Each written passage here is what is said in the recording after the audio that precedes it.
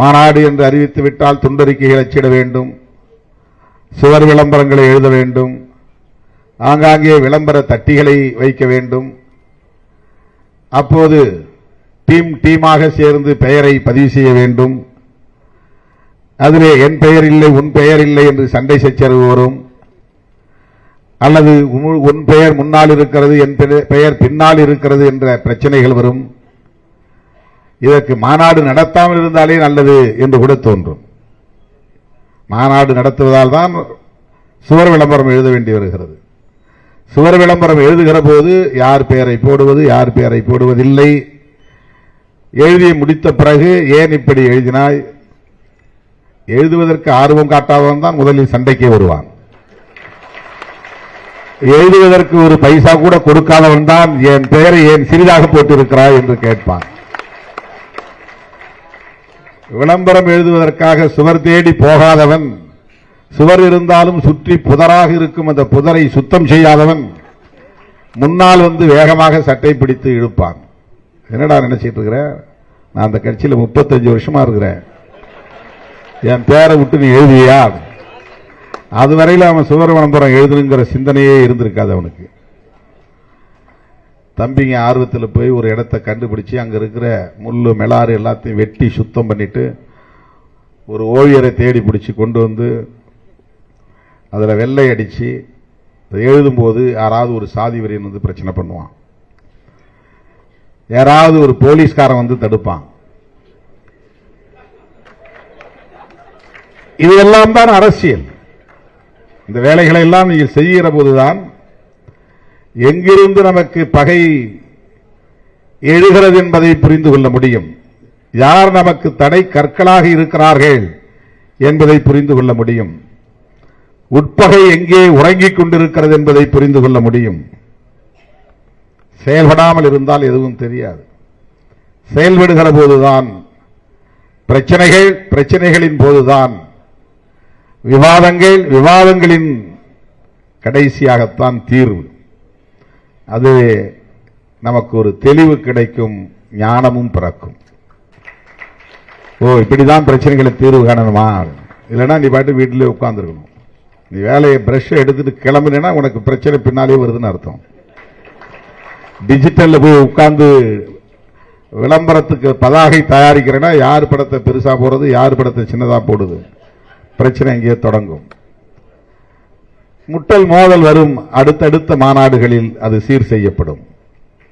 அந்த மாநாடுகளிலும் பிரச்சனைகள் வரும். அதன் பிறகு விவாதங்கள் நடக்கும். பிறகு அது சரியாகும். ஒரு தீர்வை நாம் தேடி எடுப்போம். ஆகவே மாநாடுகள் என்பவை யாருக்கோ நாம் செய்தி சொல்வதற்காக நடத்தவில்லை, யாருக்கும் போட்டியாக நடத்தவில்லை, யாருக்கும் நம்முடைய சக்தியை காட்டுவதற்காக நடத்தவில்லை. நமக்கு நாமே பண்படுத்திக் கொள்வதற்கு, செழுமைப்படுத்திக் கொள்வதற்கு, செதுக்கிக் கொள்வதற்கு, சீர் செய்து கொள்வதற்கு பயன்படுகிற களம் என்பதை புரிந்து கொள்ள வேண்டும். தேசியவாதம் என்கிற சொல் நம் செவிகளில் படாத நாட்களே இருந்திருக்காது. ஆனால் அது குறித்து நாம் ஏதேனும் தேடி படித்திருப்போமா, அல்லது அது குறித்து ஏதேனும் விவாதம் நடத்தி இருப்போமா?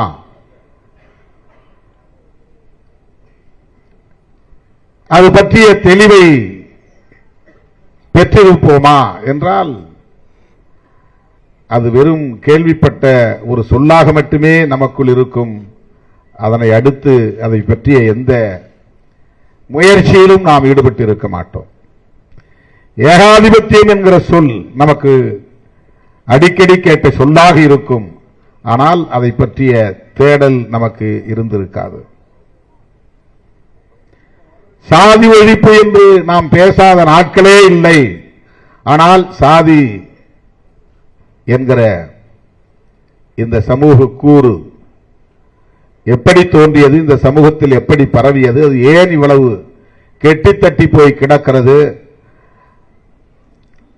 அதன் பின்னணி என்ன, வரலாறு என்ன என்பது குறித்து நாம் பெரிதாக தேடி படிப்பதில்லை, விவாதிப்பதில்லை. அதை பற்றிய புரிதலை நாம் பெறுவதற்கு அந்த முனைப்பும் காட்டியதில்லை என்பதுதான் ஒரு சுய விமர்சனமாக முன்வைக்க விரும்புகிறேன். ஆகவே எத்தனையோ சொற்கள் நமக்கு பழக்கமானவைதான், புழக்கமானவைதான். பெண்ணியம் என்று அந்த சொல் தெரியும், ஆனால் அந்த தத்துவம் என்ன என்பதை எந்த அளவுக்கு நாம் புரிந்து வைத்திருக்கிறோம். மார்க்சியம் என்கிற சொல் நமக்கு பழக்கம்தான், ஆனால் அதன் அடிப்படை கோட்பாடுகளையாவது நாம் அறிந்திருக்கிறோமா என்றால் அது கேள்விக்குறியாகத்தான் இருக்கும். எந்த அரசியல் கட்சிகளிலும் இதில் பெரிய அக்கறை காட்டுவதில்லை, ஒரு சில கட்சிகளை தவிர. அரசியல் என்பது ஒரு வணிக சொல்லாக மாறிவிட்டது, ஒரு கமர்ஷியல் டேர்ம். அது அரசியலில் ஈடுபட்டால் விரைவில் பதவி பெறலாம், பரிசு கிடைக்கும், அதிகார சுகம் கிடைக்கும், பொருளை இலகுவாக ஈட்டிக் கொள்ள முடியும், கார் வாங்கலாம், வீடு கட்டலாம், தோட்டம் துறவு வாங்கலாம் என்கிற நிலையில் அரசியல் என்பது ஒரு வணிக சொல்லாக மாறிவிட்டது, வணிக தளமாக மாறிவிட்டது, வணிகத்திற்கான ஒரு களமாக மாறிவிட்டது என்பதுதான் நாம் ஒப்புக்கொள்ள வேண்டிய உண்மை. ஆனால் அரசியல் என்பது மிகவும் ஆழமானது. ஒவ்வொரு குடிமகனும் அறிந்திருக்க வேண்டிய ஒன்று. அது ஒரு விஞ்ஞானம், அது ஒரு சயின்ஸ்.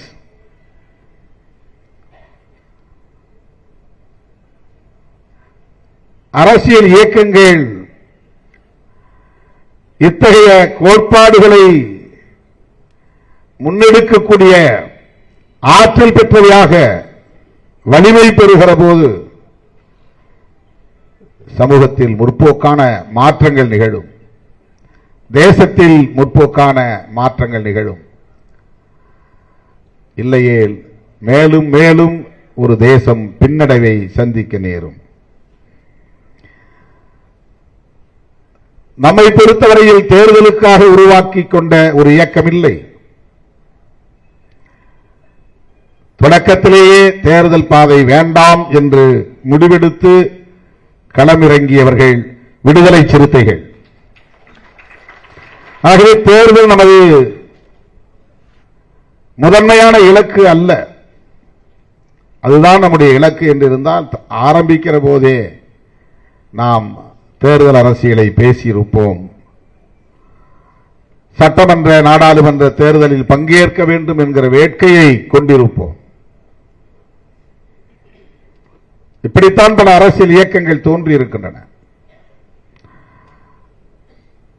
கட்சி தொடங்குகிற போது அதிகார தேடலோடு களமிறங்குவதை நாம் பார்த்திருக்கிறோம். ஆனால் நாம் இந்த இயக்கத்தை தொடங்குகிற போதே விடுதலை சிறுத்தைகள் என்கிற பெயரை அறிவித்த போதே நமக்கான கருத்தியல் களங்கள் என்ன என்பதை வரிசைப்படுத்தினோம், வகைப்படுத்தினோம். சாதியை ஒழிக்க வேண்டும் என்பது எம்முடைய நோக்கங்களில் ஒன்று, அது எங்களுக்கான ஒரு கொள்கை. மொழிவழி தேசியம் என்கிற அடிப்படையில் தமிழ் தேசியத்தை இம்மண்ணில் வளர்த்தெடுக்க வேண்டும் என்பது நம்முடைய நோக்கங்களில் ஒன்று. இதை சொல்லுகிற போது நமக்கு தேர்தல் அரசியல் ஈடுபாடே கிடையாது. பாட்டாளி வர்க்க விடுதலை அது கம்யூனிஸ்ட் இயக்கங்களின் கோட்பாடு என்று மட்டுமே அறியப்பட்டிருந்த நிலையில் ஒரு அம்பேத்கர் இயக்கம் பாட்டாளி வர்க்க விடுதலையை ஒரு கொள்கையாக, கோட்பாடாக பிரகடனம் செய்தது 90களின் தொடக்கத்தில். பெண் விடுதலை என்பது பெண்ணியம் பேசக்கூடிய குழுக்களின் அரசியலாக இருந்தது, தன்னார்வ தொண்டு நிறுவனங்களின் அரசியலாக இருந்தது, வெறும் மகளிர் இயக்கங்களின் குரலாக ஒலித்துக் கொண்டிருந்த போது ஒரு வெகுமக்கள் இயக்கத்தின் கொள்கையாக 90களின் தொடக்கத்தில் உரத்து முழங்கப் பெற்ற கொள்கைதான் பெண் விடுதலை என்கிற மகளிர் விடுதலை.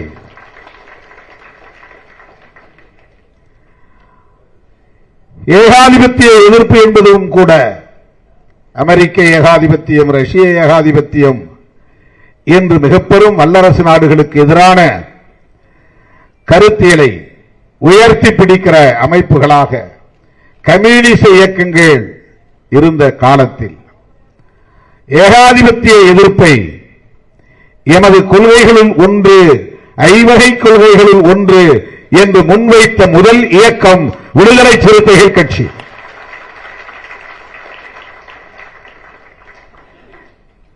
மதுரை மண்ணிலே இந்த இயக்கத்தின் கொடியை நான் அறிமுகப்படுத்திய போது நாங்கள் முன்வைக்கக்கூடிய கொள்கை முழக்கங்கள் இவைதான் என்று அறிவிக்கும் போதே சாதி ஒழிப்பு, தமிழ் தேசியம், மகளிர் விடுதலை, பாட்டாளி வர்க்க விடுதலை, ஏகாதிபத்திய எதிர்ப்பு என்று பிரகடனம் செய்தோம். அப்போது தேர்தல் பாதை வேண்டாம் என்று உறுதிப்பாட்டோடு களத்தில் நின்ற காலம். தேர்தலுக்காக நாம் சாதி ஒழிப்பை பேசவில்லை, தேர்தலுக்காக நாம் தமிழ் தேசியத்தை பேசவில்லை, தேர்தலுக்காக நாம் பெண் விடுதலையை பேசவில்லை. நாடாளுமன்ற உறுப்பினராக வேண்டும், சட்டமன்ற உறுப்பினராக வேண்டும் என்கிற ஆசையின் அடிப்படையில் நாம் ஏகாதிபத்திய எதிர்ப்பையோ அல்லது பாட்டாளி வர்க்க விடுதலையையோ முன்மொழியவில்லை. இந்த களங்களில் பணியாற்றுவதற்காக நாங்கள் எங்களை ஒப்படைக்கிறோம். இந்த அரசியலை மக்களிடத்திலே கொண்டு போய் சேர்த்து மக்களை அரசியல்படுத்துவதற்காக நாங்கள் களமிறங்குகிறோம். இதுதான் 90களின் தொடக்கத்தில் தேர்தல் பாதை கூடவே கூடாது என்று உறுதிமொழி எடுத்த காலத்தில் முன்வைத்த அரசியல். இன்றைக்கு தேர்தல் அரசியலுக்கு நாம் வந்துவிட்டோம், அது வேறு. ஒரு மாநில கட்சியாகவும் அங்கீகாரம் பெற்றுவிட்டோம். சொந்தமாக பானை சின்னத்தையும் வென்றெடுத்து விட்டோம். நாடாளுமன்றத்தில் 2 பேர் அடியெடுத்து வைத்திருக்கிறோம். ஆட்சியிலும் பங்கு, அதிகாரத்திலும் பங்கு என்று முழங்கிய இயக்கம் இன்றைக்கு கூட்டணி அமைச்சரவையிலே இடம்பெறுகிற நிலையையும் எட்டிவிட்டோம்.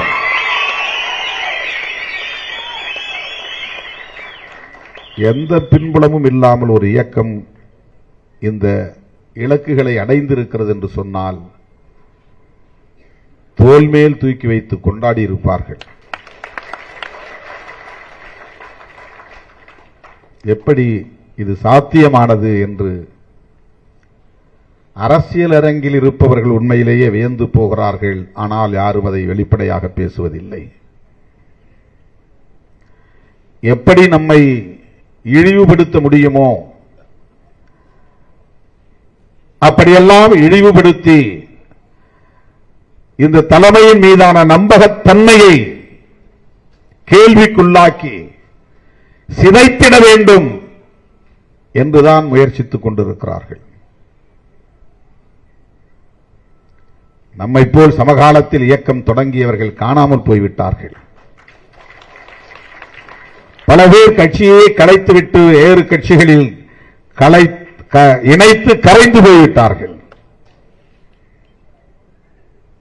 ஆனால் இந்த இயக்கம் இந்த சூது நிறைந்த அரசியல் களத்தில், நய வஞ்சகம் நிறைந்த அரசியல் களத்தில் தாக்கு பிடித்து நிற்கிறது. அங்கீகாரத்தை வென்றெடுத்திருக்கிறது. மாநில கட்சி என்கிற தகுதியை பெற்றிருக்கிறது என்றால் இந்த 25 ஆண்டு காலத்தில் நாம் எத்தகைய சவால்களை எல்லாம் சாதுரியமாக கையாண்டிருக்கிறோம் என்பதை எண்ணி பார்க்க வேண்டும். மனம் திறந்து பாராட்ட விரும்புகிற யாராயிருந்தாலும் இதை பாராட்டுவார்கள். அப்படி ஒரு பெருந்தன்மை தமிழக அரசியலில் எங்கும் இல்லை. ஆனால் ஏன் தாமதமாக முடிவெடுக்கிறார்கள்? ஏன் தடுமாறுகிறார்கள்? ஏன் முன்னுக்கு பின் முரணாக மாற்றி மாற்றி பேசுகிறார் திருமா? இதற்கு முன்பு எதையுமே நம்மை பாராட்டி வாழ்த்தாத கும்பல் ஒரு நெருக்கடியான நேரத்தில் திருமாவளவனை குறிவைத்து ஆதாரமில்லாத குற்றச்சாட்டுகளை அள்ளி இறைத்து அந்த தலைமையின் மீதான நம்பகத்தன்மையை சிதைக்க வேண்டும் என்கிற முனைப்பில் ஈடுபட்டு வருகிறார்கள். சராசரி அரசியல்வாதியாக இருந்திருந்தால் அழைப்பு வந்தவுடன் ஓடி இதோ நான் தயாராக இருக்கிறேன் என்று கைகுலுப்பி இருப்பான். ஆனால் அப்படி அழைத்தும் கூட நிதானமாக திருமாவளவன் முடிவெடுக்கிறானே, அவசரப்படவில்லையே, ஓடி கையை நீட்டி குலுக்கி ஒட்டிக் கொள்ளவில்லையே, கட்டிக்கொள்ளவில்லையே என்று பாராட்ட மனம் இருந்தால் பாராட்டலாம். பாரு, அவ்வளவு வாய்ப்பு இருந்தவன் போக ரொம்ப யோசிக்கிறான். ரொம்ப யோசித்து ரொம்ப நிதானமா திருமாவளவன் ஏன் முடிவெடுக்கிறாரு? எவ்வளவு பெரிய வாய்ப்பு! இதுதான் சான்ஸ், விடக்கூடாது அப்படின்னு தானே எல்லாம் ஓடுவோம். இதுதானே சராசரி அரசியல், இதுதானே சராசரியான அணுகுமுறை. இதை விட வேற என்ன வாய்ப்பு? தேர்தலில் நின்னாலும் நிக்காவிட்டாலும் மந்திரியாக முடியும். 6 மாசத்துக்குள்ள எம்எல்ஏ ஆகிக்கலாம். அப்படின்னா அந்த வாய்ப்பை திருமாவளவன் பயன்படுத்திருக்கணும்ல. நேரடியா திருமாவளவனே அமைச்சராகி இருக்க முடியுமே. எனக்கு கொடுங்க அந்த வாய்ப்பை, நான் எம்பி பதவியை ரிசைன் பண்ணிட்டு எம்எல்ஏவுக்கு பை எலெக்ஷன்ல நின்று ஜெயிச்சு வரேன் அப்படின்னு தானே போய் பேரம் பேசி இருக்க வேண்டும். இதையெல்லாம் திருமாவளவன் செய்யலையே. இப்படித்தானே பாராட்ட நினைக்கிறவர்கள் பாராட்டி இருக்க வேண்டும். இந்த வாய்ப்பிருந்தும் திருமாவளவன் அதை செய்யாமல் இவ்வளவு நிதானமாக இருந்து வெளியிலிருந்து ஆதரவு தருவோம் என்று அறிவித்து பிறகு ஆளும் கட்சியை சார்ந்தவர்களின் வேண்டுகோளை ஏற்று 11 நாட்களுக்கு பிறகு அமைச்சரவையில் சேர ஒப்புக்கொண்டு அதிலும் தான் அமைச்சராகாமல் தன்னோடு களமாடிய ஒரு தம்பியை அமைச்சராக்கி இருக்கிறாரே திருமாவளவன். இது ஒரு சராசரி அரசியல்வாதியின் அணுகுமுறை இல்லையே. இப்படித்தானே திருமாவளவனை பாராட்டி இருக்க வேண்டும். ஆனால் இங்குள்ளவர்கள் அத்தனை பேரும் என்ன பேசினார்கள் என்றால், ஏன் 2 நாள் டிலே பண்ணார்? நாம யார்கிட்டையும் வாக்குறுதி கொடுத்து டிலே பண்ணல, நான் 2 நாள்ல திருப்பி கொடுத்துறேங்க கடனை அப்படின்னு சொன்னா 2 நாள் ஆச்சு, 3வது நாள் டிலே பண்றேன்னு சொல்லலாம். நம்ம யார்ட்டையும் அப்படி கமிட்மெண்டே கொடுக்கல. நம்ம கிட்ட ரெக்வஸ்ட் வந்திருக்கு. அந்த ரெக்வஸ்ட் வேண்டுகோள், ஒரு அழைப்பு, எங்களுக்கு ஆதரவு கொடுங்க என்கிற ஒரு வேண்டுகோள். இந்த வேண்டுகோளை ஜனநாயக முறைப்படி பரிசீலிக்க வேண்டும் என்று ஒரு தலைமை முடிவெடுக்கிற போது, ஏன் இவரு என்ன கம்யூனிஸ்ட் கட்சி தான் ஸ்டேட் கமிட்டி கூட்டம், இவருக்கு என்ன பிரச்சனை? இதுதான் அவங்களுடைய பார்வை. திருமாவளவனே முடிவெடுத்தா அவங்க யாருங்க கேட்க போறா? இதுதான் அவங்களுடைய சிந்தனை. கம்யூனிஸ்ட் அறிவித்த உடனே அறிவிக்க வேண்டியது தானே, இதுதான் அவர்களின் சிந்தனை. விடுதலை சிறுத்தைகள் கட்சியும் ஜனநாயக பூர்வமான விவாதங்களை நடத்தி முடிவெடுக்கும் என்று அவர்களால் அதை ஏற்றுக்கொள்ள முடியவில்லை. திருமாவளவன் தனிநபர், அவர் எடுக்கிற முடிவு தான் அந்த கட்சி. அதுல என்ன டிலே பண்ணணும்? இதுதான் எல்லாருடைய ஆத்திரமும். ஏன் டிலே பண்ணணும்? ஏன் தாமதப்படுத்தணும்? அவர் முடிவெடுத்து அறிவிச்சுட்டா யார் என்ன கேட்க போறா? ஆனால் எந்த முடிவாக இருந்தாலும் விடுதலை சிறுத்தைகள் கட்சியில் ஒரு விவாதம் நடத்திதான் அறிவித்திருக்கிறோம், முறைப்படி அறிவித்திருக்கிறோம். இந்த மரபை நாம் பின்பற்றுகிறோம் என்பதை கூட அவர்களால் ஏற்றுக்கொள்ள முடியவில்லை. ஏனென்றால் சராசரியாக ஒரு சாதி அரசியல் பேசுகிற கும்பல் என்கிற மதிப்பீடுதான் பலருக்கும் இருக்கிறது. இவர்களிடையே கருத்தியல் பார்வை இல்லை, இவர்களிடையே ஜனநாயக அணுகுமுறை இல்லை, இவர்கள் கருத்தியல் களத்தில் உறுதிப்பாட்டோடு நிற்கக்கூடியவர்கள் என்கிற மதிப்பீடு இல்லை.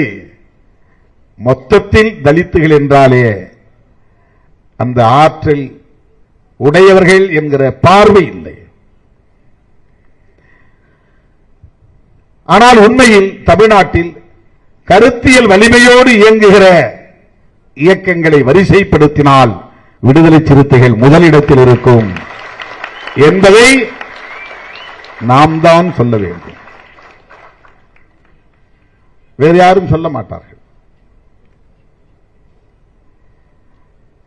தேர்தல் நேரம் இல்லாத நேரத்தில் தமிழ் தேசிய எழுச்சி மாநாட்டை நாம் நடத்துவதிலிருந்தே நாம் எந்த அளவுக்கு கருத்தியல் களத்தில் உறுதிப்பாட்டோடு இருக்கிறோம் என்பதை புரிந்து கொள்ள முடியும்.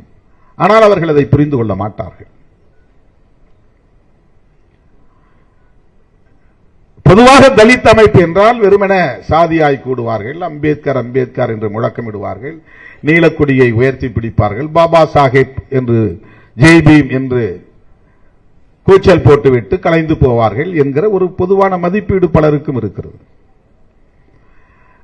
அவற்றையெல்லாம் தகர்த்து பொடிப்பொடியாக்கிய இயக்கம் விடுதலை சிறுத்தைகள் கட்சி. அவர்களின் மதிப்பீடுகள் அவர்களின் அறியாமையில் இருந்து உருவானவையே தவிர அது உண்மையான மதிப்பீடு அல்ல. அப்படித்தான் தனிநபராகவும் திருமாவளவனை பார்க்கிறார்கள். திருமாவளவன் பதவி என்றால் உடனே ஓடிவிடுவான், கையை நீட்டுவான், கட்டி பிடித்துக் கொள்வான்.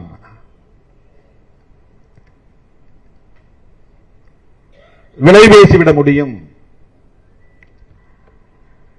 இந்த மக்களின் வாக்குகளை எப்படி 100க்கும் 200க்கும் வாங்கினோமோ அப்படி தலைவர்களையும் விலை பேசிவிட முடியும்.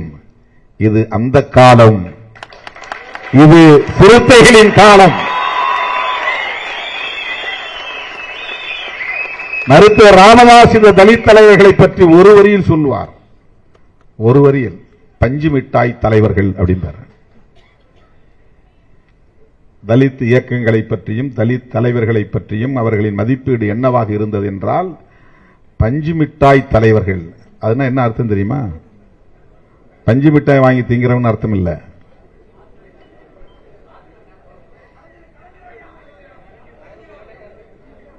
பஞ்சு மிட்டாய் இவ்வளவு பெருசு கூட செய்ய முடியும், வாயில் வச்சா சப்புன்னு போயிட முடியும், ஒண்ணும் இல்லாம ஒரு உருப்படியா இருக்காது. பார்க்கறதுக்கு பெரிய பிம்பத்தை உருவாக்கி வச்சிருப்பாங்க, உள்ள போய் பார்த்தா ஒண்ணு இருக்காதுங்கிறது அதுக்கு பொருள். நீங்கள் நினைக்கிற தலைவர்கள் சிறுத்தைகள் அல்ல. உங்கள் மதிப்பீடு உங்கள் அறியாமையின் வெளிப்பாடு, அவ்வளவுதான். இந்த இயக்கத்தை நீங்கள் நினைப்பது போல் ஓரங்கட்டிவிட முடியாது, நீங்கள் நினைப்பது போல் ஒதுக்கிவிட முடியாது, நீங்கள் நினைப்பது போல் சிதறடித்துவிட முடியாது.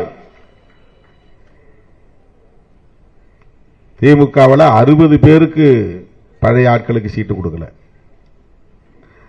அந்த கட்சி சிதறும் அப்படின்னு யாரும் எழுதல. நான் 3 பேருக்கு மறுபடியும் சீட்டு கொடுக்கல.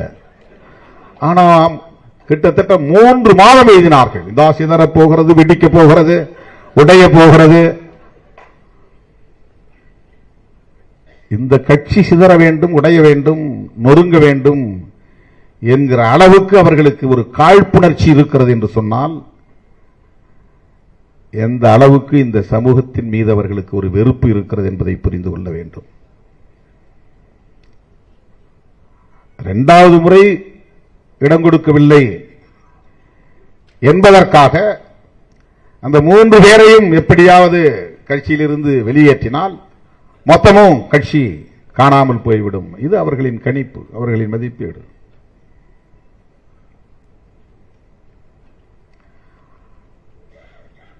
இப்ப திருமாவளவன் கட்சியே இல்லை, தாவேகா வந்தது, எல்லோரும் அந்த பக்கம் போய்விட்டார்கள். இன்றைக்கு திமுக கூட்டணி இத்தனை இடங்களில் வெற்றி பெற்றதற்கு விடுதலை சிறுத்தைகள் தான் காரணம்.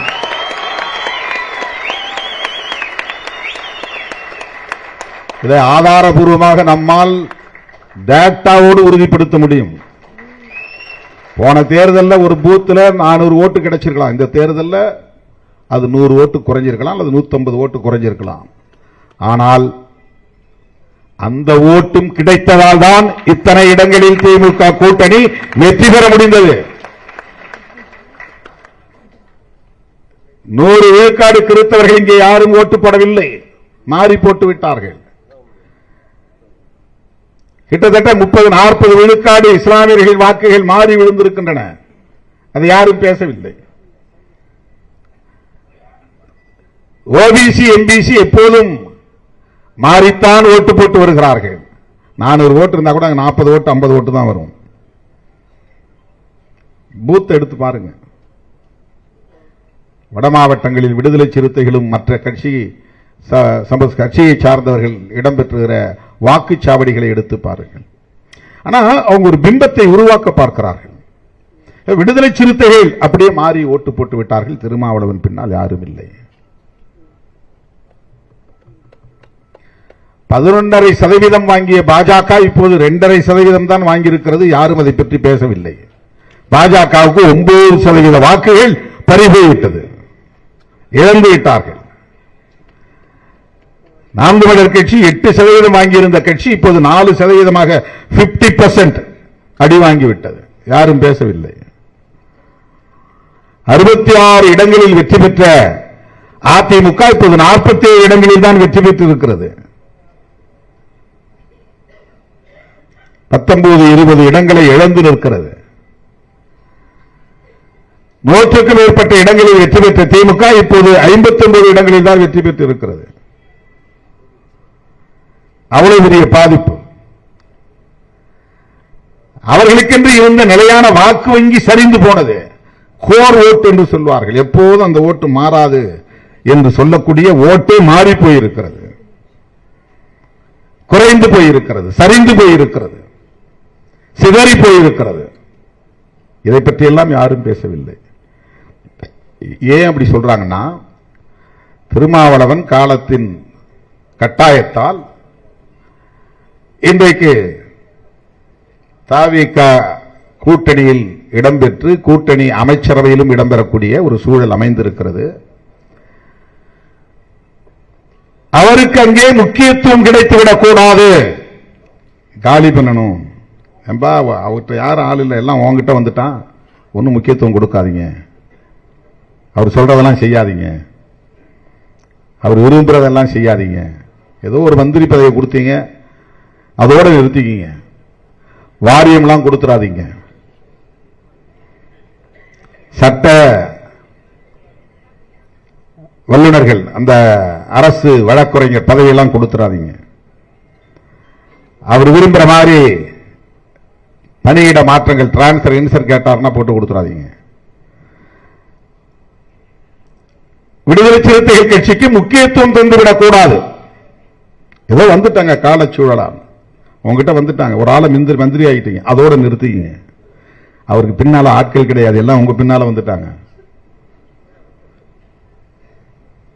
அவர் வாக்கு வங்கி சரிந்து விட்டது,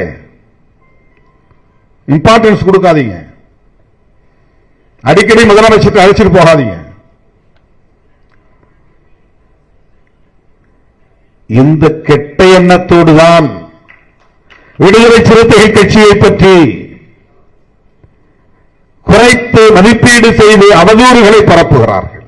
ஒரு இம்பார்ட்டன்ஸ் கிடைச்சிடக்கூடாது, அதுதாங்க. ஆக தேர்தலுக்கு முன்பும் சிறுத்தைகள் தான் டார்கெட், தேர்தலுக்கு பின்னரும் சிறுத்தைகள் தான் அவர்களின் இலக்காக இருக்கிறது.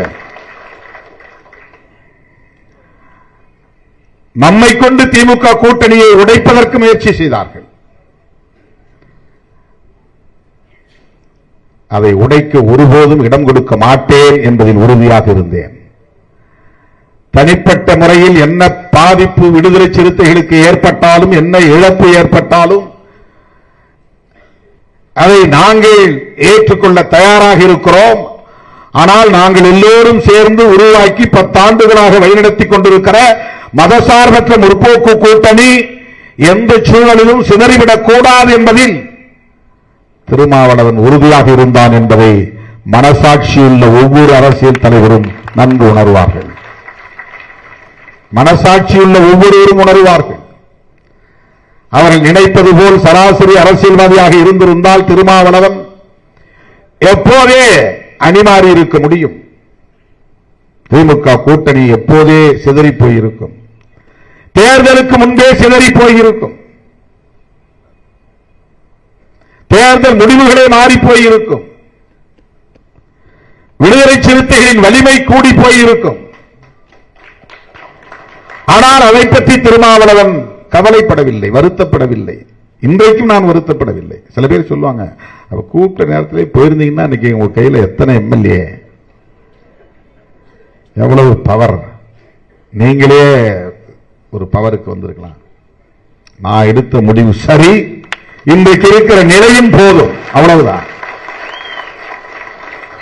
நான் எடுத்த முடிவு சரி, இன்றைக்கு நமக்கு இருக்கிற மதிப்பீடு போதும், வலிமை போதும். எங்கள் மீதான நம்பகத்தன்மை பாதுகாக்கப்பட்டிருக்கிறது, அதுதான் முக்கியம். நாங்கள் 4 சட்டமன்ற உறுப்பினர்களாக இருந்து 2 இழந்து 2 பேரை மட்டுமே பெற்றிருக்கிறோம் என்கிற இழப்பு இருக்கலாம். ஆனால் எங்கள் மீதான நம்பகத்தன்மை, கிரெடிபிலிட்டி என்பது அப்படியே பாதுகாப்பாக இருக்கிறது. அதுதான் எங்களுக்கு கிடைத்த மாபெரும் வெற்றி. யாரும் விரல் நீட்ட முடியாது, இப்படி சோரம் போனார்கள் என்று விரல் நீட்ட முடியாது.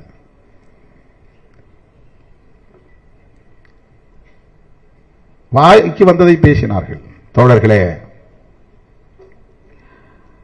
இன்றைக்கும் அப்படித்தான் நம்மை குறிவைத்து பேசிக் கொண்டிருக்கிறார்கள் என்றால் அதற்கு காரணம், கருத்தியல் அடிப்படையிலே ஒரு இயக்கம் வலுவாக இயங்கிக் கொண்டிருக்கிறது என்பதை அவர்களால் பொறுத்துக் கொள்ள முடியவில்லை.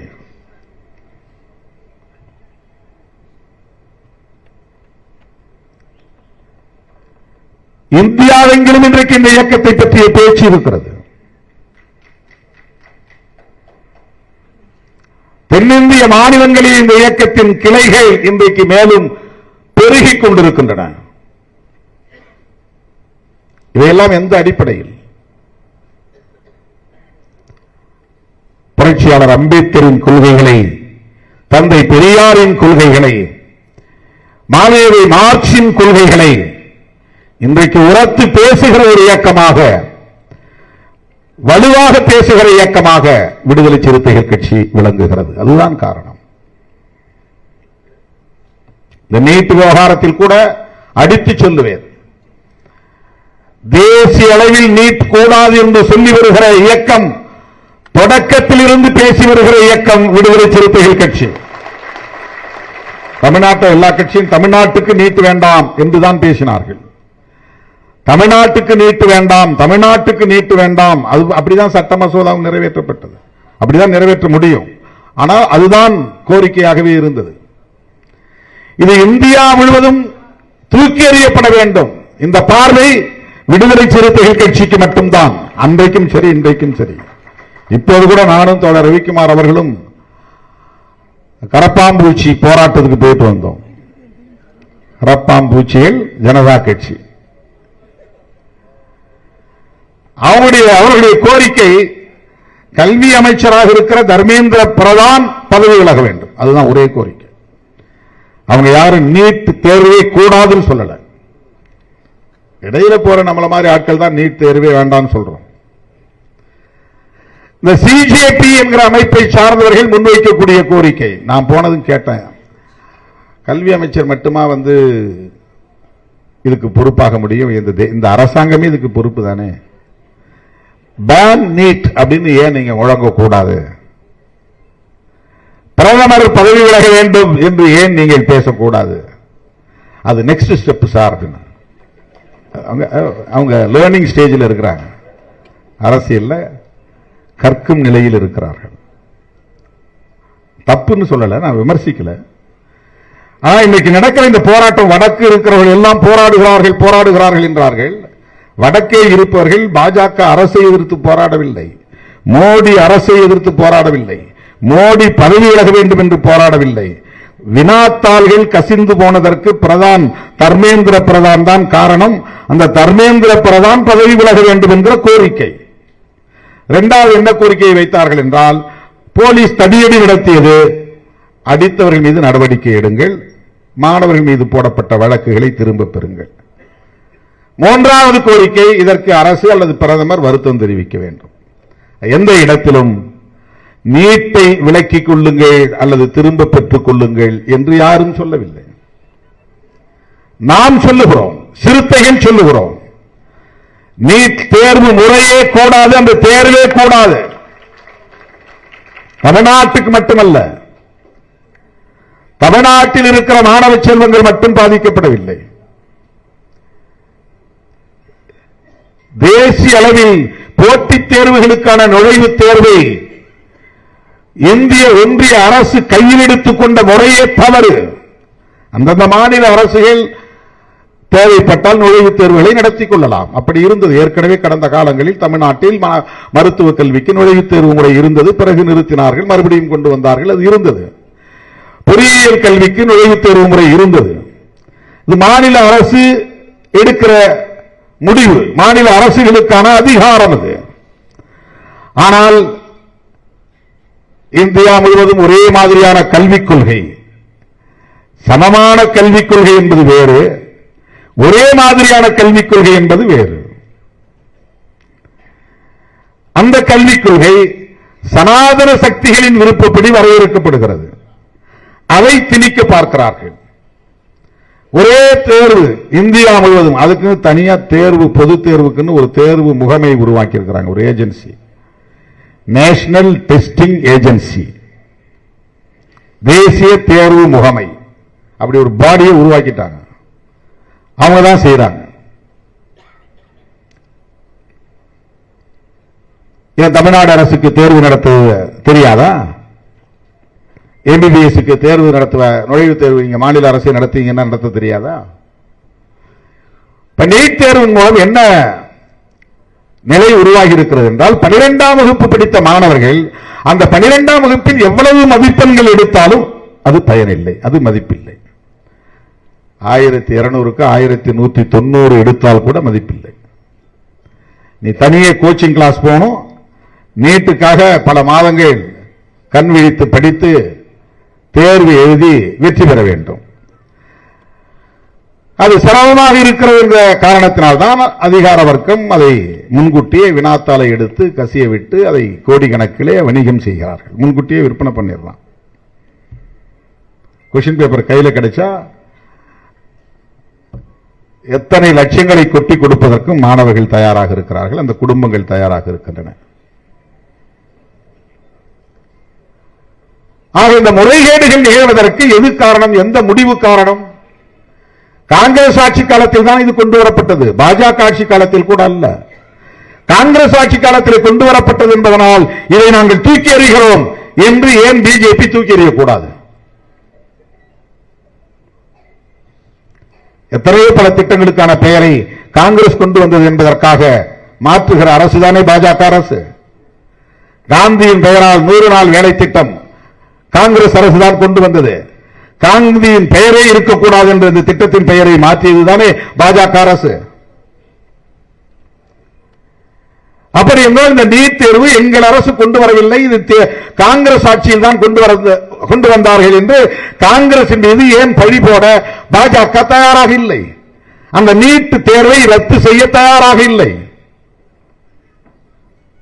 இதெல்லாம் நாம் எழுப்ப வேண்டிய கேள்விகள். ஆக காங்கிரஸ் நீட் வேண்டாம் என்று சொல்லாது, ஏனென்றால் அதுதான் அறிமுகப்படுத்தியது. பிஜேபியும் நீட் வேண்டாம் என்று சொல்லாது, ஏனென்றால் அதுதான் அதில் சுகம் கண்டு கொண்டிருக்கிறது, அதை நடைமுறைப்படுத்திக் கொண்டிருக்கிறது. நீட் தேர்வை கூடாது என்று சொல்லுகிற அரசியல் இயக்கம் தொடங்கிய நாளில் இருந்து அறிவித்துக் கொண்டிருக்கிற இயக்கம் விடுதலை சிறுத்தைகள் கட்சி. 27ஆம் தேதி நடைபெறப் போகிற ஆர்ப்பாட்டத்திலும் கூட நீங்கள் முன்வைக்க வேண்டிய முதல் முழக்கம் வேண்டாம், வேண்டாம், நீட் தேர்வு வேண்டாம், தேசிய அளவில் ரத்து செய்ய வேண்டும் என்ற கோரிக்கைகளைத்தான் உயர்த்தி பிடிக்க வேண்டும். மாநில அரசுகளின் அதிகாரத்தில் தலையீடு செய்கிறது. தனியார் கல்வி நிறுவனங்கள் கொள்ளையடிப்பதற்கு சட்டப்பூர்வமான அங்கீகாரத்தை இது தருகிறது. மாணவர்களை பாடத்திட்டத்தின்படி கல்வி கற்க விடாமல் பயிற்சி திட்டங்களின் மூலம், கோச்சிங் கிளாஸஸ், பயிற்சி வகுப்புகளின் மூலம் தேர்வு எழுதுகிற நிலையை உருவாக்கி, போட்டி உளவியலை உருவாக்கி, மன அழுத்தத்தை உருவாக்கி அதன் மூலம் பலரின் உயிரை காவு வாங்கிக் கொண்டிருக்கிற திட்டம். எனவே நீட் கூடாது என்பதுதான் நம்முடைய ஒற்றை முழக்கமாக இருக்க வேண்டும். தர்மேந்திர பிரதான் மாறிட்டார்னா இன்னொரு ஆள் வரப்போறான், இன்னொரு ஆள் வந்தான்னா அதேதான் வேலை நடக்க போகுது. இப்ப இருக்கிற அதிகாரி தூக்கி போட்டு வேற ஒரு அதிகாரியை போட்டா அதேதான் நடக்க போகுது. போன ஆட்சியில் இருந்த போலீஸ் எல்லாம் மாத்திட்டாங்க, இப்ப புது போலீஸ் வந்துட்டாங்க. அம்பேத்கர் சிலை வச்சா அந்த போலீஸ் எடுத்துட்டு தான் போறான். அம்பேத்கர் சிலையை திறந்து வச்சா இதே போலீஸ், போன போலீஸ் எப்படி ஷீட் போட்டு அடிச்சு மூடினான உதயத்தூர், அதே மாதிரி இந்த போலீஸ் ஷீட் அடிச்சு மூடுறாங்க. என்ன மாற்றம்? அதிகாரிகளை மாற்றுவதால், அமைச்சர்களை மாற்றுவதால் விளைவுகள் மாறுமா என்றால் மாறாது. நீட் தேர்வினால் ஏற்படுகிற பாதிப்பு மாற வேண்டுமானால் தேர்வை ரத்து செய்ய வேண்டும். தர்மேந்திர பிரதான் பாவம், பாவம்னா நான் அவன் மேல தனிப்பட்ட முறையில் சொல்லல, அவரை பற்றி நமக்கு எதுவும் தெரியாது. ஒரு தனிநபரை மட்டும் பதவி விலகி சொல்லுவது என்பது ஒரு முழுமையான விளைவை, நல்ல விளைவை அது ஏற்படுத்தாது என்பதால் சொல்லுகிறேன். அப்படின்னா அடிப்படையில் மொத்தத்தில் இந்த அரசு பொறுப்பேற்க வேண்டும், நரேந்திர மோடி பதவி விலக வேண்டும் அப்படின்னு சொல்லுங்க. கடந்த சில ஆண்டுகளில் பல போட்டித் தேர்வுகளில் 152 முறை கொஸ்டின் பேப்பர் லீக் ஆயிருக்கு. அவ்வளவு ஓட்ட உடைச்சல் இருக்குங்க இந்த சிஸ்டத்தில், அவ்வளவு ஓட்டை உடைச்சல் இருக்கு. நீ யாரை மாத்தினாலும் கடைசி ஆள் பியூன் வரையிலும் மாத்தினாதான் முடியும்.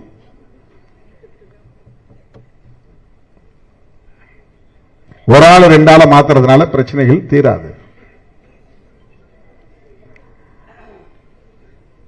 ஆக அந்த அடிப்படையில் தான் விடுதலை சிறுத்தைகள் கட்சி நீட் தேர்வை முழுமையாக திரும்ப பெற வேண்டும் என்று வலியுறுத்துகிறோம். தோழர்களே, தமிழ் தேசியம் என்கிற அரசியலும் நாளைக்கே வென்றெடுத்து விடக்கூடிய அரசியல் என்று நான் சொல்லவில்லை. ஆனால் அந்த அரசியல் என்ன என்பதை நாம் கற்றுக்கொள்ள வேண்டும், தெரிந்து கொள்ள வேண்டும். தேசியவாதம் என்பதை பற்றிய தெளிவு நமக்கு தேவை. நீ அரசியல் இருக்கிறீங்களா, பொது வாழ்க்கையில் இருக்கிறோம் இல்லையா? தேர்தல் களத்தில் இருந்தாலும் கூட கருத்தியல் களத்தில் நாம் நின்றாக வேண்டுமா இல்லையா? தேர்தல் 5 வருடங்களுக்கு ஒரு முறை வரக்கூடிய ஒரு ஏற்பாடு, அவ்வளவுதான். ஆனால் 24 மணி நேரமும் நாம் இயங்கியாக வேண்டும், அதற்கு தேவை கருத்தியல். தொடர்ந்து இயங்கியாக வேண்டும், அதற்கு தேவை கருத்தியல். அடுத்த தலைமுறையையும் அமைப்பாக்க வேண்டும், அதற்கு தேவை கருத்தியல். ஏதோ ஒப்புக்கு நாம் ஒரு வழக்கமாக தமிழ் தேசியத்தை வைத்திருக்கிறோம் என்று கருதிவிடக் கூடாது. வெள்ளைக்காரர் இந்த நாட்டை ஆண்டபோது இன்றைக்கு பாகிஸ்தானாக இருக்கிற அந்த நிலப்பரப்பும், இன்றைக்கு வங்கதேசமாக இருக்கிற அந்த நிலப்பரப்பும், இன்றைக்கு இலங்கை தீவாக இருக்கிற அந்த நிலப்பரப்பும் எல்லாம் வெள்ளைக்காரனின் கட்டுப்பாட்டில் இருந்த நிலப்பரப்பு தான். இலங்கையை விட்டு மற்றதை பார்த்தால் எல்லாமே இந்தியா தான். பாகிஸ்தானும் ஒரு காலத்தில் இந்தியா, வங்கதேசமும் ஒரு காலத்தில் இந்தியா. அது வெள்ளைக்காரன் காலத்தில். அப்ப இந்திய தேசியவாதம் என்று சொன்னால் அது ஆப்கானிஸ்தான் வரையில் எல்லை இருக்கிறது. இங்கே வங்கதேசத்தின் கடைசி விளிம்பு வரையில், அந்த வங்க கடற்கரை வரையில் இந்தியாவின் எல்லை இருக்கிறது. ஆனால் நாடு விடுதலை அடைந்த போது மேற்கு பாகிஸ்தான், கிழக்கு பாகிஸ்தான் என்று 2 நிலப்பரப்பு ஒரே நாடாக பிரிந்தது. 2 ஒரே நாடுதான், ஆனா 2 நிலப்பரப்பு, ஒன்னு மேற்க ஒன்னு கிழக்க. கொஞ்ச நாள்ல கிழக்கு பாகிஸ்தான் வங்கதேசமாக மாறிவிட்டது, அது ஒரு தனி நாடாக மாறிவிட்டது, பங்களாதேஷ். எஞ்சிய பகுதியை இன்றைக்கு நாம் இந்தியா என்று சொல்லுகிறோம். அவன் அதை பாகிஸ்தான் என்கிறான், இதனை அவன் பங்களாதேஷ் என்கிறான். எஞ்சிய பகுதியை இந்தியா என்கிறோம். இந்த இந்தியாவுக்குள்ளேயும் ஜம்மு காஷ்மீர் இந்த கான்ஸ்டிடியூஷனுக்கு உட்படாத பகுதி, ஆனால் இந்தியா. நம்முடைய கான்ஸ்டிடியூஷன் அரசமைப்பு சட்டத்தின்படி அது இந்தியா இல்லை, ஆனால் அது இந்தியா. உடன்பாடுகளின் அடிப்படையில் நம்மோடு அது இருக்கிறது. அது எஞ்சிய பகுதி ஒரு மொழி பேசக்கூடிய பகுதியாக இருக்கிறதா என்றால் இல்லை. ஒரு மதத்தை பின்பற்றக்கூடிய நிலப்பரப்பாக இருக்கிறதா என்றால் இல்லை. பல மதங்கள் பல மொழிகள் பேசக்கூடிய இனங்கள் வாழுகிற ஒரு நிலப்பரப்பு. இதனை எப்படி அழைப்பது? அரசமைப்பு சட்டம் எழுதுகிற போதே இது பிரச்சனையானது. இந்தியா என்று அழைப்பதா பாரத் என்று அழைப்பதா? இந்தியா என்கிற பாரத் என்றுதான் தொடங்குகிறது அரசமைப்பு சட்டமே. புரட்சியாளர் அம்பேத்கர் அவர்களுக்கு பாரத் என்று அழைப்பதற்கு உடன்பாடு இல்லை. அந்த சொல்லுக்கு வெவ்வேறு விளக்கங்கள் சொல்லப்படுகின்றன. ஆனால் பெரும்பாலும் அது புராண பின்னணியை கொண்ட ஒரு சொல். மகாபாரதம் அந்த பாரதத்திலிருந்து வருகிற புராண கருத்தியலை பின்னணியாக கொண்ட ஒன்றாகத்தான் பலராலும் பார்க்கப்படுகிறது. இன்றைக்கு சனாதன சக்திகள் பாரத் என்றால் அது பேரொளி என்று பொருள் அப்படின்லாம் விளக்கம் சொல்றாங்க. இந்த நில உலகிலேயே பூ உலகத்திலேயே புனித மகான்கள் அதிகம் தோன்றிய நிலப்பரப்பு இந்தியாதான். அதனால் இது ஒரு ஆன்ம பெருவெளியாக இருந்தது. புனித பேரொளி பரவிய நிலப்பரப்பு இது என்றெல்லாம் அவர்கள் வியாக்கியானம் விளக்கம் சொல்லுகிறார்கள். புரட்சியாளர் அம்பேத்கர் அவர்களுக்கு ராமாயணம் மகாபாரதம் போன்ற புராண கதையாடல்களில் உடன்பாடு இல்லை, நம்பிக்கை இல்லை. எனவே இந்தியா என்றுதான் அழைக்கிறார். இந்தியா என்கிற பெயரை மாற்றுவதற்கு பாரதிய ஜனதா கட்சியை சார்ந்தவர்கள் ஏன் துடிக்கிறார்கள்? இந்திய மக்கள் கட்சி என்பதுதான் தமிழ். அவர்கள் பாரதிய ஜனதா பார்ட்டி என்று வைத்திருக்கிறார்கள். இந்த பாரதம் என்கிற சொல்லில் அவர்களுக்கு உடன்பாடு உண்டு. இந்தியா என்கிற சொல்லில் உடன்பாடு கிடையாது. பல மொழிகளை பேசுகிற நாடு இது, பல மதங்களை கொண்ட நாடு இது. எனவே இதை எந்த பெயரில் அழைப்பது? இதற்கு ஒரு அடையாளம் வேண்டும். இதை ஒரு தேசமாக்க வேண்டும். அதற்கு ஒரு தேசியவாதம் தேவைப்படுகிறது. காந்தி காலத்திலே மதம் சார்ந்தோ மொழி சார்ந்தோ இதற்கு பெயரை சூட்டாமல் நாம் அனைவரும் இந்தியர்கள் என்கிற உணர்வின் அடிப்படையில் இந்தியன் நேஷனலிசம் என்கிற கருத்தை முன்மொழிந்தார்கள். இது காங்கிரஸ் காலத்தில் இருந்தது. அதைத்தான் நான் சொல்லுகிறேன் நாட்டின தேசியவாதம் என்று. நேஷனாலிட்டி இந்தியன், நேஷனாலிட்டிங்கிற இடத்துல இந்தியன் அப்படின்னு நம்ம எழுதுறோம்.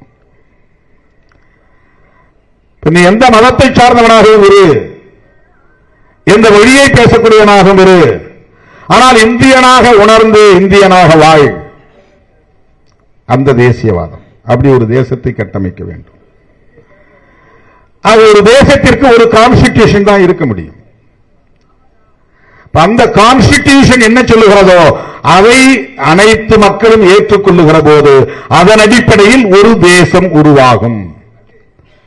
ஏற்கனவே தேசம் இருந்ததே, அந்த தேசம் சமத்துவம் இல்லாத தேசம், பாகுபாடுகள் நிறைந்த தேசம், ஆணாதிக்கம் மேலோங்கிய தேசம், பார்ப்பனர்கள் கொட்டமடிக்கிற தேசம்,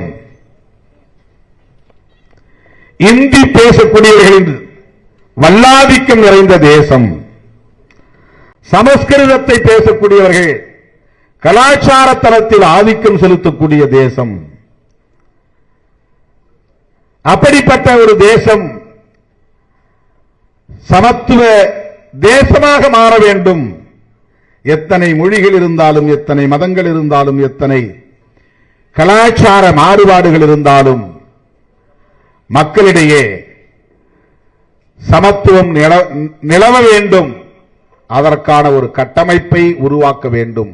அப்படி என்றால் மதம் சார்ந்த தேசியவாதம் கூடாது என்று தொலைநோக்கு பார்வையோடு சிந்தித்த தலைவர்தான் புரட்சியாளர் அம்பேத்கர் அவர்கள். இந்தியாவை பொறுத்தவரையில் இது இந்தி பேசக்கூடிய மக்களின் தேசம் என்று மொழி அடிப்படையிலான தேசியவாதத்தை கட்டமைப்பது பொருத்தமாக இருக்காது. அவர்கள் ஒரு குறிப்பிட்ட சில மாநிலங்களில் மத்திய பகுதிகளில் இருக்கிறார்கள். ஆனால் தமிழ் பேசக்கூடியவர்கள் பல கோடிக்கணக்கான மக்கள், தெலுங்கு பேசக்கூடியவர்கள் கோடிக்கணக்கான மக்கள், கன்னடம் பேசக்கூடியவர்கள் கோடிக்கணக்கான மக்கள், மராத்தி பேசக்கூடியவர்கள் கோடிக்கணக்கான மக்கள் என்று இருக்கிறார்கள். ஒப்பீட்டளவிலே இந்தி பேசக்கூடியவர்களின் எண்ணிக்கை அத்தனை மொழி பேசும் தேசிய இனத்தவரோடு ஒப்பிடுகிற போது அவர்கள்தான் சிறுபான்மை. ஆனால் இந்த மண்ணை பொறுத்தவரையில் இந்தி பேசக்கூடியவர்களின் ஆதிக்கம் மேலோங்கி இருக்கிற நிலையில் எல்லோரையும் இந்தி பேசும் தேசிய இனமாக மாற்றுவதற்கு இடம் கொடுத்துவிடக் கூடாது என்பதுதான் புரட்சியாளர் அம்பேத்கரின் பார்வையாக இருக்க முடியும். அதனால்தான் மொழி சார்ந்த தேசியவாதத்தை அவர் ஏற்கவில்லை. இந்தி ஆதிக்கம் செலுத்தும் என்பதனால். மதம் சார்ந்த தேசியவாதத்தை சொன்னால் இங்கே முஸ்லீம் மதம் சார்ந்த நாடாக இந்த நாட்டை அறிவிக்க முடியாது. அவர்கள் சிறுபான்மை, அவர்கள் இந்த மண்ணின் மைந்தர்கள் இல்லை. அதாவது பூர்வீக மதம் இல்லை. மக்கள் இந்த மண்ணின் மைந்தர்கள் தான், மக்கள் இந்த மண்ணின் மைந்தர்கள் தான். ஆனால் அவர்கள் ஏற்றுக்கொண்டிருக்கிற மதம் இந்த மண்ணில் தோன்றிய மதம் இல்லை என்கிற பார்வை. கிறிஸ்தவர்கள் இந்த மண்ணின் மைந்தர்கள் தான், ஆனால் கிறிஸ்தவம் இந்த மண்ணில் தோன்றிய பூர்வீக மதம் இல்லை. ஆகவே இந்த மண்ணில் தோன்றிய மதம் எது என்று பார்க்கிற போது இன்றைக்கு இந்து மதம் என்கிற அடையாளம் தான் இருக்கிறது. இந்த இந்து மதம் அரச மதமாக மாறினால், இந்து மதம் தேசிய மதமாக மாறினால், அந்த மதத்தின் அடிப்படையில் இங்கே தேசியவாதம் கட்டமைக்க பெற்றால் அந்த மதத்தில் இருக்கிற பாகுபாடு சட்டப்பூர்வமானதாகிவிடும். அந்த மதம் மனிதர்களை பாகுபடுத்துகிறது, உயர்வு தாழ்வை கற்பிக்கிறது, சகோதரத்துவத்தை மறுக்கிறது, சுதந்திரத்தை மறுக்கிறது, ஒருவரை ஒருவர் அரவணைத்து வாழுகிற அந்த வாழ்க்கை முறையை மறுக்கிறது. பார்த்தால் தீட்டு என்கிறது, தொட்டால் தீட்டு என்கிறது, நெருங்கினால் தீட்டு என்கிறது, பெண்களையும் தீட்டு என்கிற கருத்தியலுக்குள் முடக்கி வைத்திருக்கிறது, அடக்கி வைத்திருக்கிறது. இப்படிப்பட்ட அந்த மதம் இந்தியாவின் தேசிய மதமாக மாறினால், அந்த மதம் சார்ந்த ஒரு தேசியவாதம் இங்கே நிறுவப்பட்டால், மதம் சார்ந்த ஒரு நாடாக இது மாறினால் இந்த பாகுபாடு நிலைத்து போகும், சமத்துவம் மலராது. எனவே புதிதாக உருவாக போகிற இந்தியா மதசார்பற்ற இந்தியா என்கிற ஒரு மகத்தான கோட்பாட்டை முன்னிறுத்தியவர் புரட்சியாளர் அம்பேத்கர் அவர்கள். மதசார்பற்ற இந்தியா, செக்யூலர் நேஷனலிசம், மதசார்பின்மைதான் இந்த நாட்டின் தேசியவாதம். மதசார்பற்ற நாடு இது. சாதியால் பயன்பெறக்கூடியவர்களால் இதை ஏற்றுக்கொள்ள முடியாது. உயர் சாதி என்கிற கர்வம் உள்ளவர்களால் இதை ஏற்றுக்கொள்ள முடியாது. ஆதிக்க வெறி பிடித்தவர்களால் இதை ஏற்றுக்கொள்ள முடியாது. தன்னுடைய அறிவாண்மையால் புரட்சியாளர் அம்பேத்கர் அத்தனை பேரையும் வென்று இந்த தேசம் மதசார்பற்ற தேசமாகத்தான் வளர வேண்டும், அதற்கான சட்டம் தான் நான் இயற்றிய சட்டம். எனவே செக்யூலரிசம் அதுதான் இந்த கான்ஸ்டிடியூஷனுடைய ஆன்மா, உயிர். தோழர்களே, மதவழி தேசியவாதம் கூடாது என்பதுதான் பாரதிய ஜனதாவின் RSSின் உயிர் மூச்சு கோட்பாடு எது என்றால் மதவழி தேசியம்தான், இந்துத்துவ தேசியவாதம் தான். இந்துத்துவ தேசியவாதத்தை எதிர்ப்பது மொழிவழி தேசியமாகத்தான் இருக்க முடியும், மதவழி தேசியமாக இருக்க முடியாது. இந்துத்துவ தேசியவாதத்தை எதிர்க்க முஸ்லிம் தேசியவாதத்தை பேச முடியாது. இந்துத்துவ தேசியவாதத்தை எதிர்க்க வீழ்த்த கிறிஸ்தவ தேசியவாதத்தை பேச முடியாது. அவர்கள் இந்து நாடாக அறிவிக்க முயற்சிக்கிறார்கள் என்பதை தகர்க்க, அந்த முயற்சியை முறியடிக்க இதை முஸ்லிம் நாடு என்று அறிவிக்க முடியாது, கிறிஸ்தவ நாடு என்று பிரகடனப்படுத்த முடியாது. அதற்கு மாற்று மதச்சார்பின்மைதான், சாதி ஒழிப்புதான். இந்த இரண்டு தான். பாரதிய ஜனதாவும் RSS முன்மொழியக்கூடிய தேசியவாதத்தை வீழ்த்தக்கூடிய வல்லமை இந்த இரண்டு கோட்பாடுகளுக்குத்தான் உண்டு. ஒன்று செக்யூலரிசம், இன்னொன்று அனிகிலேஷன் ஆஃப் காஸ்ட். சாதி ஒழிப்பும் மதச்சார்பின்மையும் தான் இங்கே மதசார்பற்ற சமத்துவ இந்தியாவை உருவாக்க முடியும். மதசார்பற்ற என்ற கோட்பாடு உயிர்ப்போடு இருந்தால்தான் சாதியற்ற என்ற சமூகத்தை கட்டமைக்க முடியும். மதசார்பு என்றால் சாதி வந்துவிடும். சாதி வந்தால் சாதி பெருமை, சாதி இழிவு நிலைத்து நிற்கும். இங்கே தமிழ் தேசியம் பேசுகிறவர்கள் சாதி பெருமையை பேசுகிறார்கள், அதை குடிப்பெருமை என்று மாற்றி சொல்லுகிறார்கள். எப்படி அது இந்துத்துவ தேசியவாதத்தை எதிர்க்கும்? அகில இந்திய தேசியவாதமாக பாரதிய ஜனதாவால் முன்வைக்கப்படக்கூடிய அந்த மதவெறி தேசியவாதத்தை எப்படி இவர்கள் பேசுகிற தேசியவாதத்தால் எதிர்த்து வீழ்த்த முடியும்? சாதி வாழ்கை என்பவனால், சாதி பெருமை பேசக்கூடியவனால், குடிப்பெருமை பேசக்கூடியவனால், பிறமொழி பேசக்கூடியவர்களின் மீது வெறுப்பை உமிழ்வதனால், தெலுங்கன் தமிழன் என்று பாகுபடுத்துவதனால் தமிழ் தேசியம் வளர்ச்சி அடையாது. தமிழ் தேசியம் இங்கே வளர்ச்சி அடைய வேண்டுமானால் மதச்சார்பின்மையும் வேண்டும், சாதி ஒழிப்பும் வேண்டும். ஆகவே விடுதலை சிறுத்தைகள் கட்சி முன்மொழியக்கூடிய தேசியம் என்பது தமிழ் தேசியம்தான். இது வெறும் மொழி உணர்வையும் இன உணர்வையும் முன்னிறுத்தக்கூடிய ஒரு தேசியவாதம் இல்லை. பாரதிய ஜனதா, RSS போன்ற அமைப்புகள் முன்வைக்கக்கூடிய மதவாதத்தை எதிர்க்கிற தேசியம், சாதியவாதத்தை எதிர்க்கிற தேசியம், குறிப்பிட்ட ஒன்றிய அரசுக்கு அதிகாரங்களை குவிக்கிற அந்த நடைமுறையை எதிர்க்கிற தேசியம். ஆகவேதான் இரண்டு கூறுகளை நாம் பேசும் தமிழ் தேசியத்தின் கூறுகளாக முன்வைக்கிறோம்.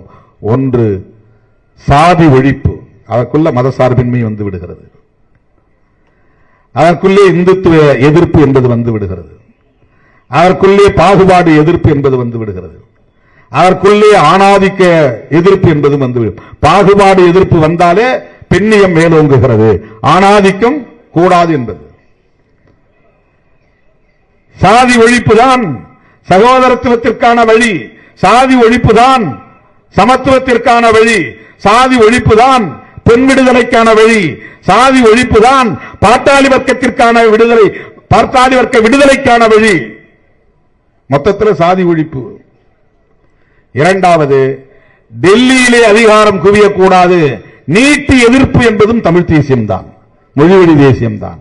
இந்த மையத்தில் அதிகாரத்தை குவிக்கக்கூடாது, மாநில அரசுகளுக்கு தன்னாட்சி அதிகாரத்தை தர வேண்டும், அதுதான் மாநில சுயாட்சி, ஸ்டேட் அட்டானமி. ஆகவே விடுதலை சிறுத்தைகள் கட்சி பேசுகிற தமிழ் தேசியம் என்பது சாதி அற்ற, மத சார்பற்ற, தன்னாட்சி அதிகாரம் உள்ள மாநில அரசுகளை கொண்ட, கூட்டாட்சி தத்துவத்துடன் இயங்குகிற ஒன்றிய அரசை பெற்ற சமத்துவ இந்தியா. புரட்சியாளர் அம்பேத்கர் கண்ட கனவை உயர்த்தி பிடிக்கிற சமத்துவ இந்தியா. நாம் பேசக்கூடிய தமிழ் தேசியத்திற்குள் இவ்வளவு விஷயங்கள் அடங்கியிருக்கிறது, இவ்வளவு கருத்தியல் அடங்கியிருக்கிறது. நான் தமிழன் என்பதனாலேயே தமிழ் தேசியத்தை நான் பேசவில்லை, சமத்துவத்தை விரும்புவதனால் தமிழ் தேசியம் பேசுகிறேன். சாதி ஒழிப்பை இலக்காக கொண்டிருப்பதனால் தமிழ் தேசியத்தை பேசுகிறேன். இதை இன்னும் அழுத்தமாக அறிவிப்பு செய்கிற களம்தான் உளுந்தூர்பேட்டையில் நடைபெறவிருக்கிற தமிழ் தேசிய எழுச்சி மாநாடு. விடுதலை சிறுத்தைகள் கருத்தியல் போராளிகள் என்பதை உறுதிப்படுத்துகிற களம், தமிழ் தேசியத்தை தலைமை தாங்குகிற ஆற்றல் வாய்ந்தவர்கள் விடுதலை சிறுத்தைகள் தான் என்பதை உறுதிப்படுத்துவதற்கான மாநாடு. என் உயிரின் உயிரான விடுதலை சிறுத்தைகளே, இன்றைக்கு இந்த அரங்கு நிறைந்து வருகை தந்து சிறப்பித்துக் கொண்டிருக்கிற நீங்கள் அனைவரும் லட்சக்கணக்கான சிறுத்தைகளோடு உளுந்தூர்பேட்டையில் வந்து பங்கேற்க வேண்டும் என்கிற அழைப்பை விடுத்து முடிக்கிறேன். நன்றி, வணக்கம். சாதியத்தை வேறெடுப்போம், தமிழ் தேசியத்தை வென்றெடுப்போம்.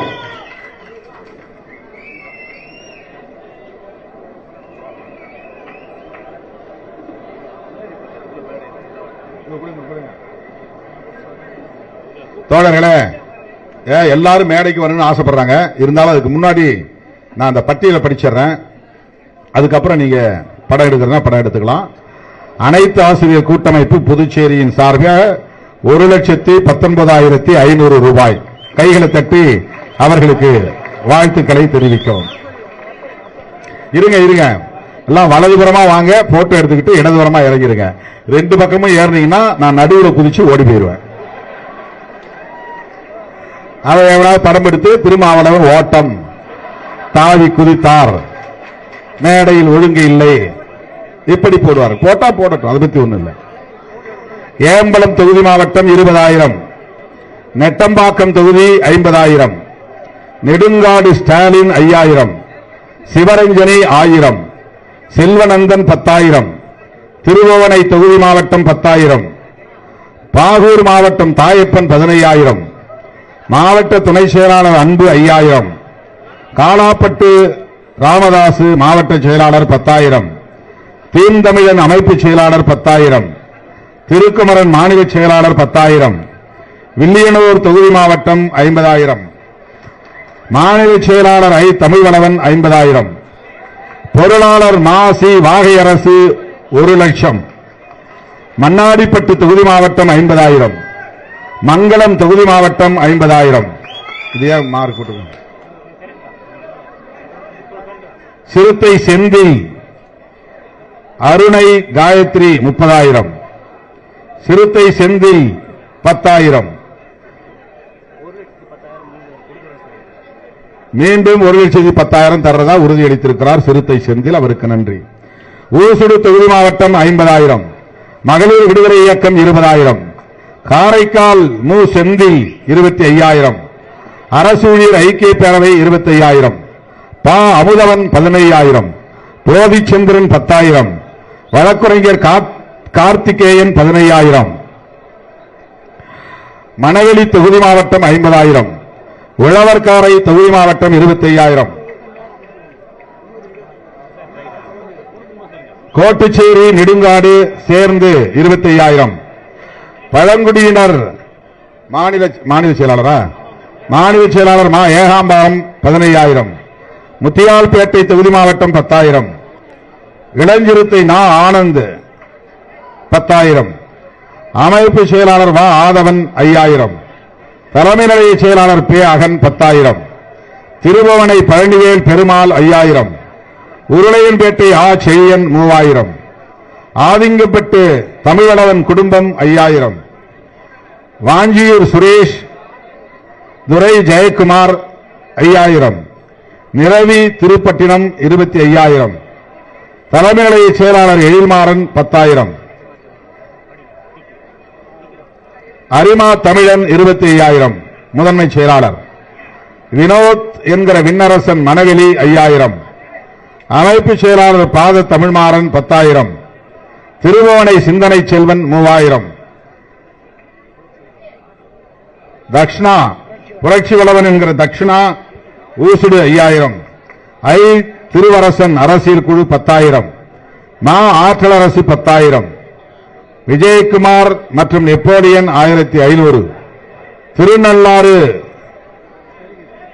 கதிரேசன் 25,000, திருவோணை விடுதலை செல்வன் தவசீலன் 5,000, இளஞ்சிறுத்தில் எழுச்சி பாசறை புஷ்பலதா 1,00,000,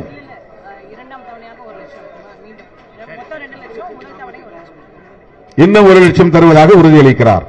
இப்போது 1,00,000.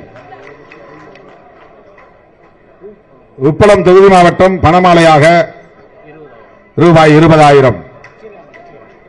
ஒட்டுமொத்தத்தில் இதெல்லாம் சேர்த்து 11,88,000 இந்த நிதியை வாரி வழங்கிய உங்கள் அனைவருக்கும் என்னுடைய நெஞ்சார்ந்த நன்றி.